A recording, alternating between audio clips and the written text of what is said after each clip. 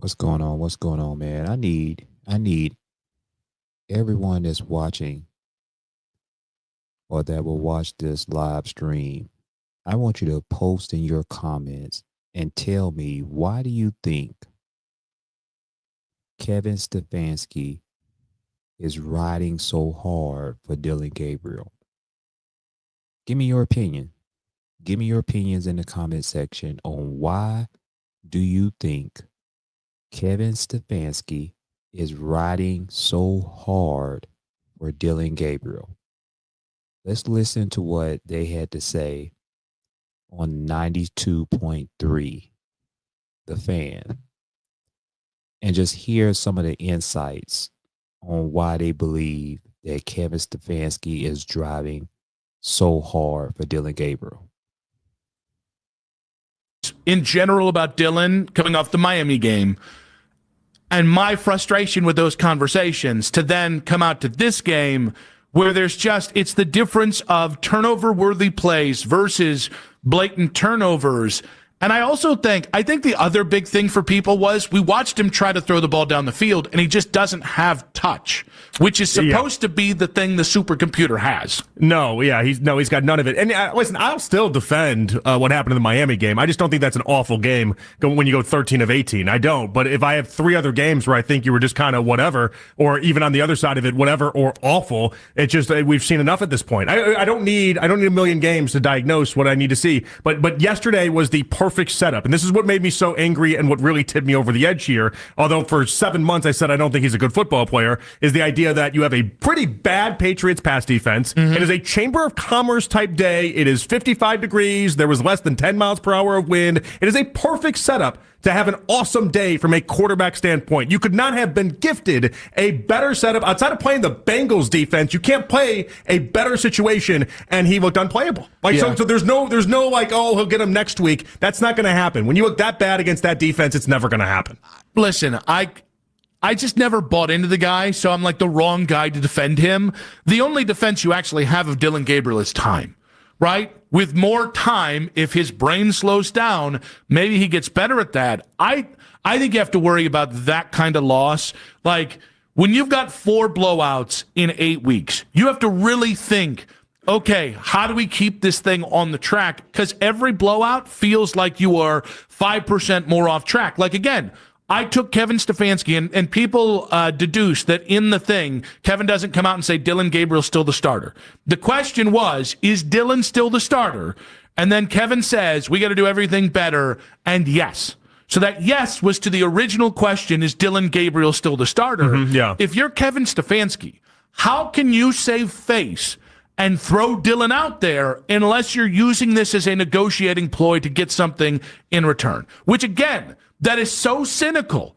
It would piss me off more if my read on this is 100% true, but I think that's where we are with the Browns. What does he want in return? Maybe a guarantee if we go to Shedeur, I'm safe, something like that. But do you see how just backwards that is as far as a negotiating ploy? When Shedeur seems like the only thing that could save his job to begin with anyway. I don't think he thinks Shedeur's going to save his job. Okay, and he might not think that way, but it feels dumb to look at Dillon Gabriel and think something's going to happen differently with him. I guess I'm trying to figure out what exactly his big play is, because if you're gonna try to, basically what you're doing is you're holding some sort of a threatening card against Barry and Haslam to be like, in what you're suggesting here, that like if you don't play, I'll play Gabriel, basically to spite you in many ways? No, I'll play Gabriel because it's my call and I believe in Gabriel more than Shedeur, and if you want me to play the other guy, you have to incentivize me. Yeah, but like if the incentive to be incentivized by the idea that then you'd like keep your job after that, like if you're already pulling off moves that are in the base and the heart of it is almost just a pure threat. It feels like you're already headed for divorce anyway. Yeah, I mean, I think that's where we are though. I think we're in the very treacherous waters of. But like you see how cold and almost like unredeemable that is. It's like if I was in a marriage and I had to use basically threats to get what I wanted in the marriage, like that marriage is already cooked. Yeah, I mean, I think this has been going on. Let me tell you something. At the end of the day, Kevin Stefanski clearly does not want to mentor, does not want to train, does not want to teach Shedeur Sanders. Kevin Stefanski is lying. He's lying through his teeth. Shedeur Sanders is ready to play now. He's lying. There's no more preparation that Shedeur Sanders needs in order to get out on the football field. He's lying through his teeth. There's probably, at this point, I don't even trust Andrew Berry, the general manager, and I definitely don't trust the owner based off on the BS that he said that, like he didn't want to draft Shedeur Sanders or wasn't behind drafting Shedeur Sanders from the start. Shedeur Sanders is trapped. He's trapped. He's trapped. He's in a rock and a hard place. He's trapped. And the reason why I say he's trapped because he signed a rookie deal. And if he tries to force himself to get traded, he's going to get whiteballed. And it's going to be hard for him to get on another team based off on the commotions and already the nasty publicity that they have tried to stamp him with. But at the same time, point number 2 is they don't want him to go to another team because they know how good he is. They know how good he is. It's been some alleged reports that the New York Jets was interested in Shedeur Sanders. They don't want to give him up. They don't want to give him up. He's trapped. He's in a rock in a hard place. And it's sad and it's sickening that you have a head coach that clearly made another statement. One of the reporters had asked him today, hey, is there any reason why you don't want to give Shedeur Sanders an opportunity to be able to start and to see what he has to give to the team? And his response was just negative and just as simple as can be, because that's not his focus. His focus and all he cares about is helping Dillon Gabriel. He's not even thinking about Shedeur Sanders. On for a while. I think the tension's been simmering with Barry and Stefanski. And again, it's professional tension. They can like each other as much as they can thought partner as much as they like. At some point, Barry's thoughts went to the future. Well, Stefanski still got to coach through a season. And so I think this also ties into the idea that we've said a million times. This is, at some point, it's just accepted as common knowledge. Kevin would rather lose his way than win anyway. I think the same thing applies to these quarterbacks. And don't just take my word for it. Today, Kevin was asked about Shedeur, and he was asked about Shedeur's injury and the idea of playing Shedeur going forward. Put him through a pregame warm-up, and obviously just didn't feel like he was ready to play. He's getting better every day, and I'm hopeful that he'll continue to improve. Why wouldn't you just... What? Did you hear that? Let's play that back so you can hear that. Injury and the idea of playing Shedeur going forward. Put him through a pregame warm-up, and obviously just didn't feel like he was ready to play. He's getting better every day, and I'm hopeful that he'll continue to improve. Why wouldn't you, just to see if it does anything to the offense, give him an opportunity to go in there and play? Yeah, obviously my focus is where we are right now, Mary Kay. That's not my focus. Okay. Obviously, yeah, that answer made no sense to me. That made no sense, and I'll be honest with you, I think he knew it made no sense. Okay, so wait. There's no defending that kind of answer. No, there isn't. So are you making the suggestion? Personal. Anyways, I don't even know. You might be dead on the money on this one. Okay, I want to flesh this thing out completely here. That Stefanski will play Dillon Gabriel, and if they at any point say you have to go to Shedeur, he'll just continue to say no and no and no, and you know the end result of that. Yes, he's asking to get fired. Yes, or I think there's a lot like mid-season, he's asking to get fired. Either I play Dillon Gabriel and I'm not moving to Shedeur, and if you want me to move to Shedeur, guess what? You have to fire me. Something like that. I don't know if it'll ever get to that extremes, but do I think Kevin is standing his ground with Dillon? 100%. He likes Dillon. He wanted Dillon to be here. I think Shedeur was forced on him. I think with the difference in the way they've treated these two quarterbacks since day one, there's no every which way they've treated the quarterbacks, that's up to Kevin. And the idea that your handpicked quarterback who just played, listen, are the receivers great? Absolutely not. Is the offensive line a bunch of world beaters? Certainly not. Quinshawn couldn't make a 4-yard run to save his ass yesterday, right? It was a brutal day at the offense. And somehow your handpicked quarterback was the worst thing on it. And by the way, this has been Kevin the whole way. Dillon Gabriel looked awful in camp. He still got every first-team rep when he was healthy enough to do so that Joe Flacco didn't get. Right? No, he was trying to force Dillon on everyone. And so he's looked progressively worse through these 3 games, and the 4 games, and Kevin Stefanski still standing by him. That is the proof that he believes in Dillon and he doesn't believe in Shedeur. Right or wrong, he's making a stand on these quarterbacks. I don't think that's even deniable at this point. No. And it's part of what I've been maintaining for a while. That's where the morning guys got it all confused. When I'm like, Stefanski doesn't like Shedeur. They thought I meant personally, but clearly if you paid attention to me, there was nothing personal about it. I meant from a football standpoint. Like there's something about Shedeur that Stefanski doesn't vibe with, which at this point though, I would wonder and I would question why he just isn't making the obvious move to try to save himself, because at this point it seems apparent that Dillon's not going to do it, but it might be stubbornness. It might be that he believes that there's not enough time. Whatever it is, something's holding Stefanski back here. I just think it's as simple as, because what's the thing we can say about? I could tell you what's holding him back. He doesn't want to play Shedeur Sanders. It's just as simple as that.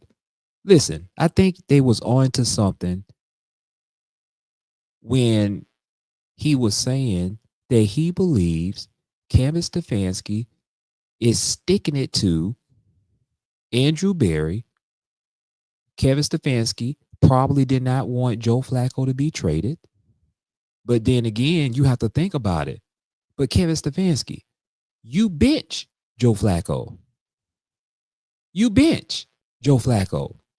So once you had benched Joe Flacco and made that decision to put a sorry-ass rookie, I call him the leprechaun, the little engine, the little wish engine that could, and put him in the game, how you going to go back to a veteran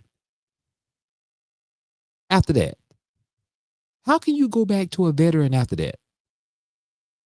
You decided to bench Joe Flacco, not the general manager. You the head coach. And now it's just simply, you're just steadfast, unmovable in your position. It's like over my dead body that I will ever play Shedeur Sanders. And he keeps giving these lame ass excuses like Shedeur Sanders is not ready. I hope, he's able to get to a place where I feel that he's ready. What? So you continue to disrespect Shedeur Sanders just to prop up Dillon Gabriel, the little leprechaun, your son, who has gotten worse out of the 4 games. From game 1 all the way to game 4, his completion percentage has gotten worse. Make it make sense. Kevin can be a little arrogant and he can be a little stubborn. And I think he's being stubborn and arrogant on the quarterback decision. Yeah, and I think it's incredibly stupid of him. But I thought a lot of that, what he's done in this whole stretch, is stupid. I thought it's stupid the entire time that he's put Dillon above Shedeur. I think it's stupid the entire time that he's tried to tell us that Dillon's some awesome supercomputer and everything else when we have no evidence of that. So, me and Stefanski just aren't on the same page right now. It's as simple as that. Wow. Hopefully the thought partners, 216-474-0092. Will Kevin actually bench Dillon Gabriel? I feel like that decision's being collectively bargained. When you do things that just don't make sense and are objectively stupid, I don't think he's stupid, but when you can't even figure this out from a football standpoint, that's where it stops adding up, Nick, and it stops making sense. And it's been this way for a little bit with Stefanski, but it's even just further evidenced by what we've seen now. It's all in that report that came out a couple weeks ago that the Browns don't want Baker, or they don't want Shedeur to be the next Baker. That's a lot about Kevin had trouble for his role. I don't think Kevin's the main reason Baker isn't here. But I think I think Kevin found Baker tough to handle and tough to lead or control, however you want to say it. Yeah. And I think he looks at Shedeur and says, all right, I'm already not invested in him. The ownership group clearly favors him more than I do. What power do I have if Shedeur comes in, plays real well, and then is out here talking the way Shedeur acts and talks in the media? The setup that is incredibly stupid for what I believe to be a smart person is that he would rather lose and lose his way than go out with winning with Shedeur and actually getting his reputation back. And that's the part that is so it's just dumb. Like it doesn't make sense. And I think you're right in your assessment. I'm not disagreeing with any part of that. I just think we need to highlight how incredibly stupid that is. Like if my job was on the line, I'm going to do whatever it takes to keep that job. I'm not going to then be like, well, I guess I got to do it my way. What an idiot. For a long time, part of the narrative with Shedeur has been, well, if Shedeur wasn't here, you wouldn't be clamoring to see the next guy. I think we've officially reached the point with Dillon that you could have Bailey as the backup right now. You could have DTR as the backup. And I think people would say, this is not playable. This cannot continue the way it is. And if Kevin doesn't, you can't tell me it's about Dillon Gabriel. Or rather, you can't tell me that it's just simply because he believes in Dillon. There has to be something more. Kevin is too smart to see the same thing you and I are seeing going, this is good enough. No, this is not good enough. And you've got very little time before the locker room starts seeing the same thing you and I are, because you can. They're in their little confines there. It is easy to continue saying, no, there's a lot of good football here, this, that, and the other. At some point, that locker room's going to know the truth, too. And all it really does in the meanwhile is highlight for the people like myself that have believed the entire time that Shedeur is better than Dillon Gabriel. And the only evidence against that was, well, Stefanski knows what he's doing. No, you don't. No, you don't. Stefanski does not know what he's doing. He's clearly is making a mockery of Shedeur Sanders. He's clearly, and if it is the case that Andrew Berry wants Kevin Stefanski to play Shedeur Sanders, he's playing hardball. Pause. He's being a hardhead about it. Pause. He's being an asshole about it. Pause. He's being a straight up idiot about the entire situation. And this is about power. This is about power. This is about leverage of power. This is like a pissing contest. I'm the head coach. I'm going to do what I feel and what I think is what's best for this team. I wanted Dillon Gabriel, is the reason why we drafted him. And I did not want Shedeur Sanders. You forced Shedeur Sanders upon me. This is what I feel is going on. You force Shedeur Sanders upon me. And because this is your guy, this is not my guy, I'm going to force you to fire me. I'm going to force you to make a move, to make a power move over me. But over my dead body, I am not going to be willing to put Shedeur Sanders in. I'm going to continue to lie on him. I'm going to continue to act like he is incompetent and slow to learn the offense, which you already have a high school, middle school offense that you're running now with the Leprechaun. And you mean to tell me that Shedeur Sanders cannot do better than what Dillon Gabriel is doing? And we all seen what Shedeur Sanders has done at the highest level, man, when his partner, his teammate, Travis Hunter, won the Heisman. And I've always said this, is that in order for Travis Hunter to win that Heisman, he had to have a top-notch quarterback to get him the ball. But we have a head coach that clearly wants to make his decision by saying, no, I'm not putting him in. And I'm going to show you better than I can tell you. And I'm looking at the Leprechaun, the little engine that wish it could, the little Leprechaun running around the field,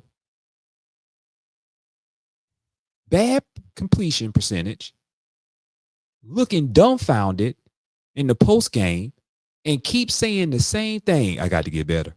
I got to get better. I got to get better. And I'm looking at him like,